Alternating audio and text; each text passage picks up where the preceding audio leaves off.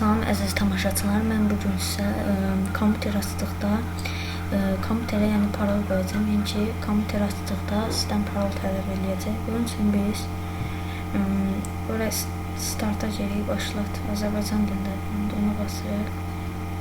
Burada idarə etmə paneli var. Yəni bu. Oraya giririk. Girdikdə belə açılacaq. Burada yazılıb istifadəçi hesabları və ailəvi təhlükəsizlik. İkimdə rus dilindədir. 5-ci yerə girir. Burada yazılıb 2-dən yer var. İstifadəçi hesabları əlavə et və ya sil. Hər bir istifadəçinin valideyn nəzarətini quraşdır. 1-ciyə girir. İstifadəçi hesabları əlavə et və ya sil. Ora girdik. Gördüyünüz kimi belə bir yer açılacaq. Baxın, məndə top şəklidir. Orada Smart Edge basıram, inzbatçı. Açıldıqda belə bir şeylər görəcək.